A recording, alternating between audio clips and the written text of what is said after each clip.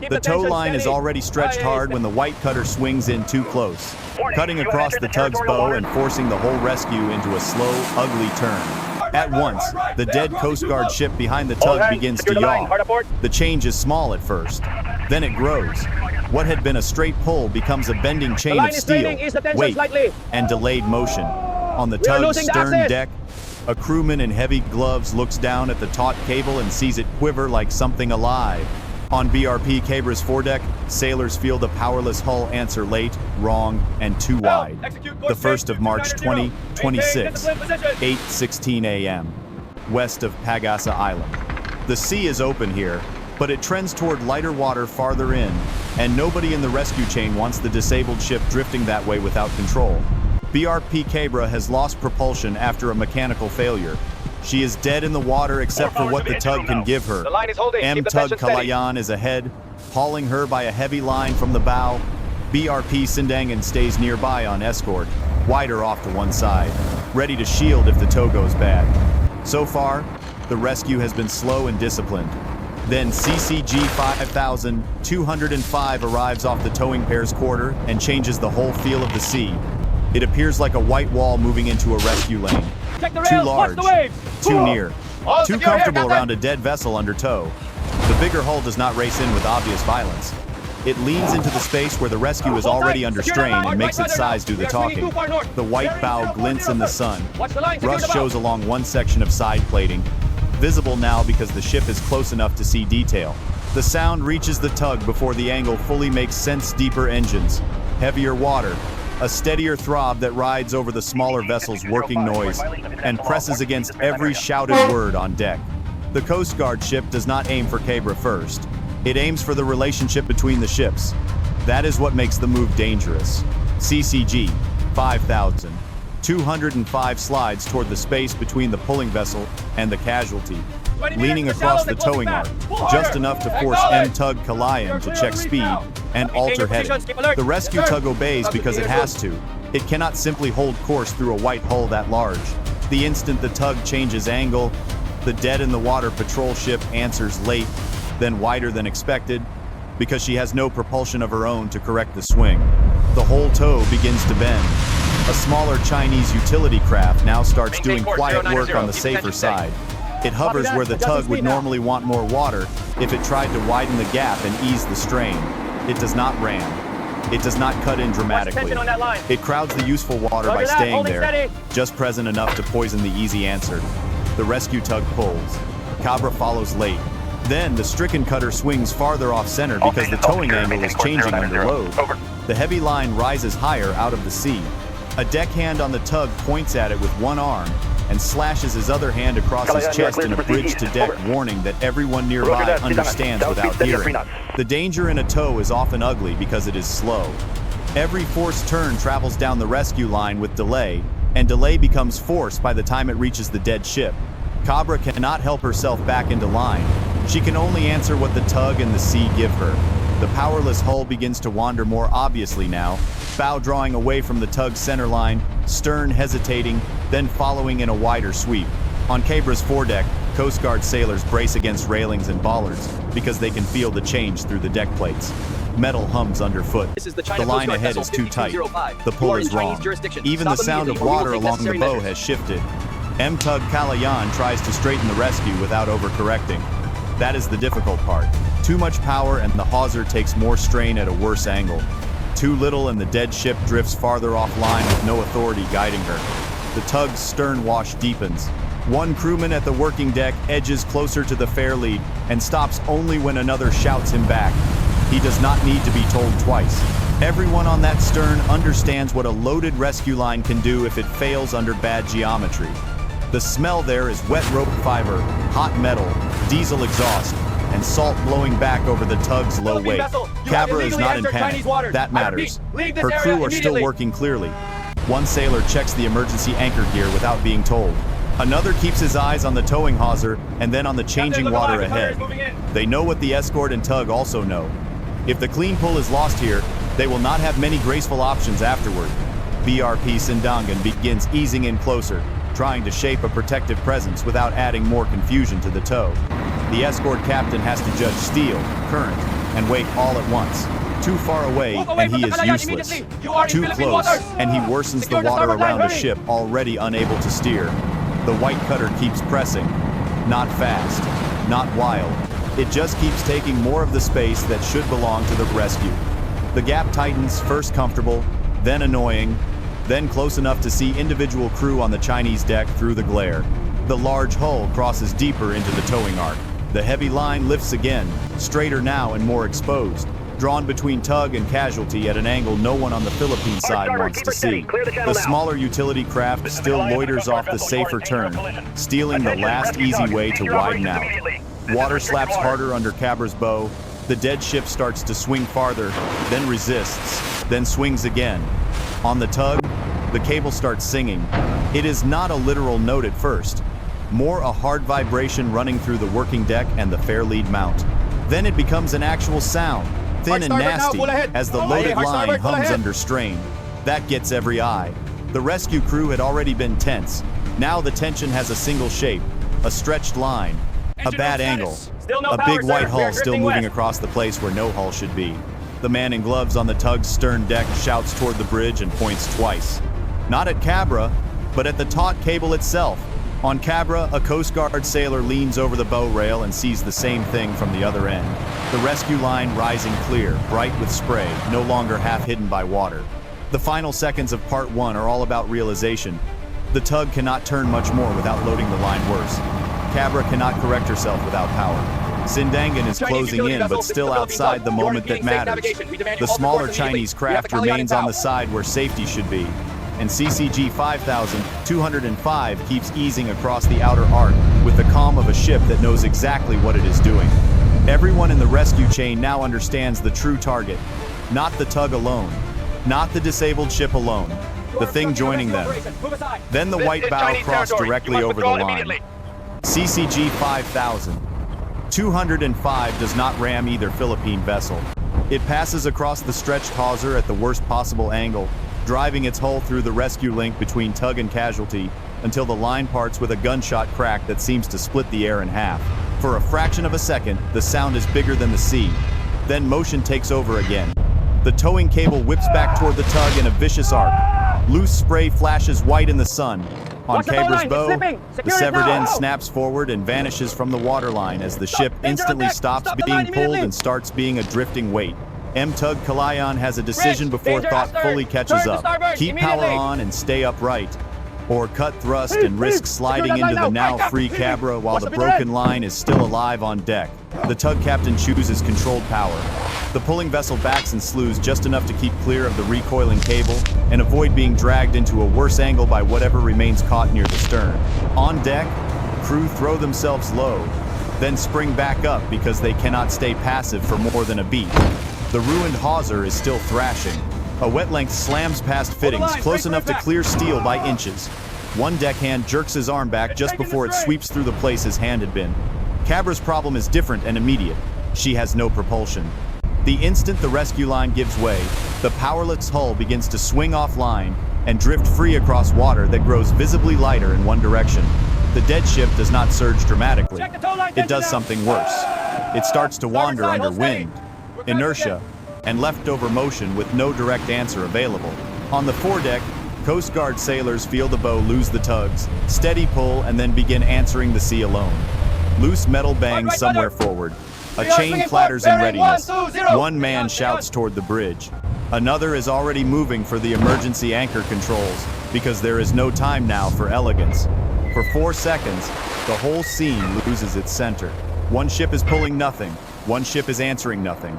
One line is no longer a line. Tug Kalayaan is trying not to foul itself with the broken cable. Cabra is drifting free with her bow off angle and her stern still following old motion. BRP Sindangan is rushing in to place hull and presence between the Chinese ship and the casualty. The smaller utility craft is still lurking on the side where the cleanest movement should be. The sea does not feel wide anymore.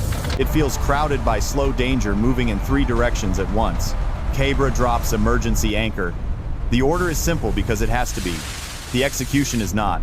Chain races out with a harsh metallic roar, then slams, then roars again as the anchor hits and starts to bite. The first grab is ugly and incomplete. The stricken cutter still swings off the wind, dragging chain and resisting the neat stop everyone wants. Yet even that partial hold is enough to change the motion. The dead ship no longer wanders as freely as she did a second earlier. Her bow begins to answer the anchor and the sea together, not the tow that is gone. On deck, the vibration changes under the sailor's boots. Less drifting, more straining in place. Not safe, better. Sindangan uses those seconds hard. The escort pushes in and places her gray hull between CCG 5000, 205, and the disabled cutter, not touching, not provoking contact, simply taking away the cleanest line for further interference, while Cabra's anchor tries to improve its hold. This is where controlled seamanship matters more than volume. Sindangan cannot rush in wildly. She has to shield without worsening the water around the powerless ship on emergency anchor. Her bow throws a tight sheet of spray as she crosses into position. Crew along her rail keep eyes on both ships, on the anchor angle, and on the part of the broken cable still floating. Because now the rescue hazard is not one thing. It is many things layered together. A shadow breaks cloud low, fast. The Philippine Coast Guard AW-109 arrives overhead and circles low enough to be clearly seen from every working deck. Rotor wash ripples the surface in hard circles, but the helicopter stays high enough not to make the towing emergency worse. It is there as witness, spotter, and pressure point. Below, the tug crew are still battling the aftermath of the snap hawser. One length floats, another sinks. A third section hangs wet and ruined across the stern area, while hands work to retrieve what they can without letting it foul the propeller. The smell around the tug is hot rope fiber, diesel, and a faint scorched note from metal rubbed too hard, too fast. Cabra's anchor finally begins to hold better. Not perfectly, enough. The chain comes tight in a more settled line, and the disabled Coast Guard ship stops widening her drift in the worst direction. Instead, she swings under restraint, bow off angle, no longer pointing where the tug had been leading her, but no longer wandering as freely either. That is the difference between a damaged rescue and a total positional collapse. On the foredeck, sailors feel the change immediately. The deck no longer gives that loose wandering lurch. It gives a harsher, more fixed tug. One man grips a stanchion and nods once because he can feel the anchor finally doing real work beneath them. The tug, meanwhile, is no longer a rescuer in motion. It is a pulling vessel robbed of its pull. Tug Kalayaan backs clear in short, careful movements, while crews strip the wrecked line off the working area section by section. Every wet loop matters. Every snag matters. One wrong moment there, and the tug adds self-damage to the rescue failure already underway. The captain chooses distance over haste. He wants room first, then control, then a chance to think about a second towing setup later. BRP Sindangan holds her protective angle. The AW-109 circles overhead.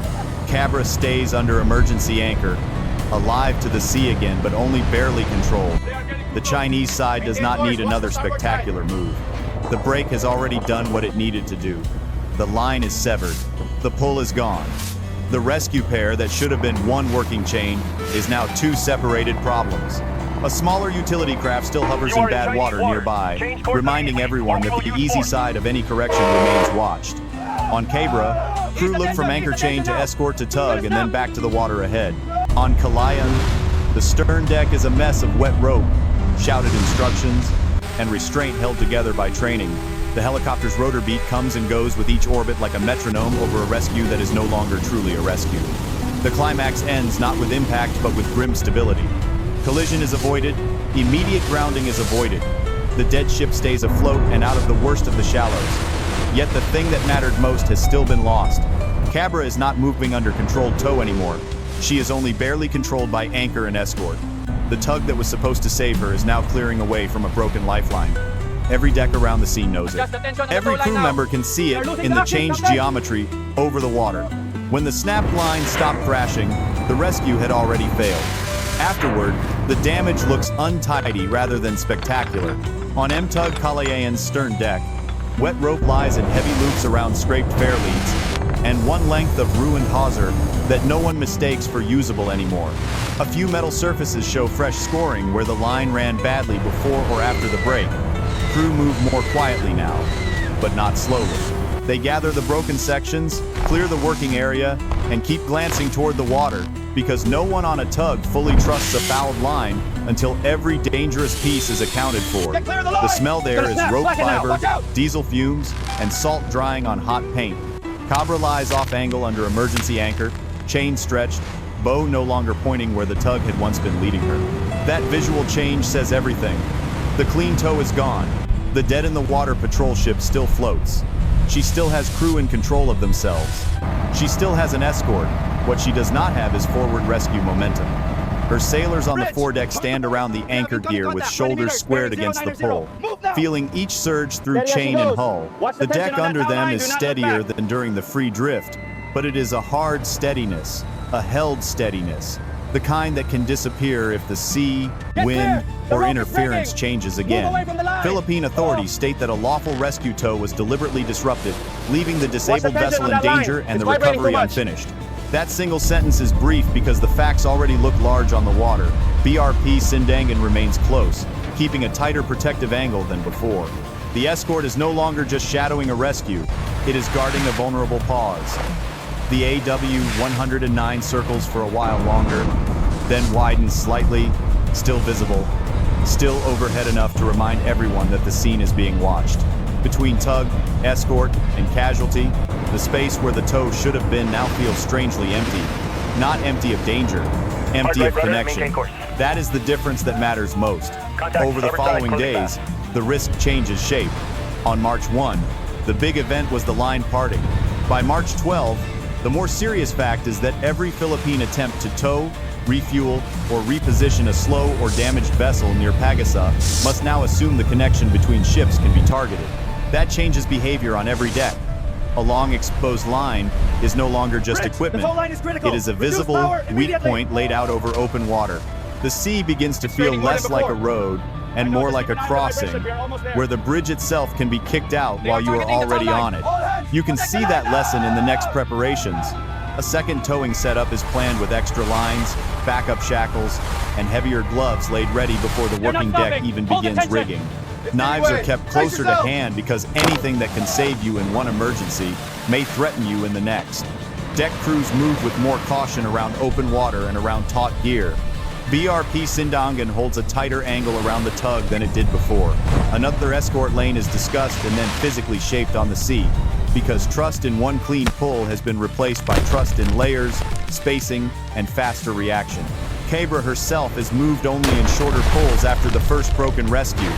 That is the practical answer, not because it is elegant, but because it limits exposure. Shorter pulls mean more setup, more deck work, more time, and more crew fatigue. They also mean less length of towing hawser laid bright and vulnerable over the sea at any one moment. That is how method changes after a proven threat. Nobody aboard the Philippine vessels acts as though the danger has passed. They act as though the method has been demonstrated and will return. The dead ship is now a ship that can be moved, but only inside a more fragile plan. The metaphor becomes obvious even to those who never say it aloud. The water feels like a road where every bridge is temporary. Rescue remains possible. That is the difficult truth. It has not been erased.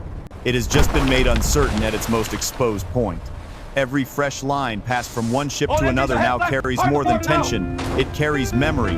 Men on working decks know what a snapped rescue line sounded like. They know how fast a clean tow can become two separate problems. They remember the white bow not aiming for a hull, but for the space between. The next attempt comes on a later morning with the light flatter and the mood colder. A fresh hawser is passed from tug to disabled ship hand over hand.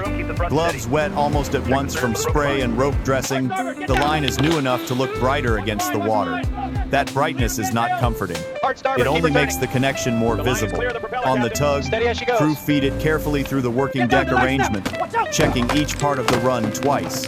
On Cabra, sailors receive it and secure it with the focus of men who know the real danger begins only after everything seems ready. BRP Sindangan holds close enough now that her hull feels part of the rescue lane rather than a separate observer. More caution does not mean more safety. That is the unease in part 3. The white cutter remains nearby, not pressing yet, nearby. The smaller utility craft still lingers, where it can shadow the safer side of any widening turn. The Philippine side has adapted honestly and quickly. Extra lines, heavier gloves, tighter escort angles, shorter pulls, more hands ready. None of those fixes remove the exposed fact of a towing cable stretched over open water between two ships that need each other. The method proven on March 1 is still available on March 12. That is what makes the atmosphere feel thinner than it should. There is no crash now. No snapped line yet. That restraint is what makes the ending work. Deck crews haul the new line in and secure it. Orders stay short. Movements stay clean. The tug prepares to take strain. Cabra waits under that new connection, still disabled, still dependent. Sindangan guards the outer side. The sea looks manageable. That is the lie of the moment. Because out beyond the working rescue, CCG 5205 begins easing across the outer arc again. Not rushing any hull, not posturing for a collision, simply shaping for the space that matters most. The fresh hawser lies bright over the water for a few seconds before it takes full strain. Men on both Philippine decks look at it more than they look at each other. They have learned where danger lives. The helicopter is not overhead this time in the same immediate way. The decks are quieter. The rope work is better organized. The escort is closer. The calm should feel reassuring. It does not. It feels like the pause before a known method is tried again. That is the unresolved truth left hanging over the water. Out beyond the fresh hawser, the white cutter was already turning for the space between the two ships.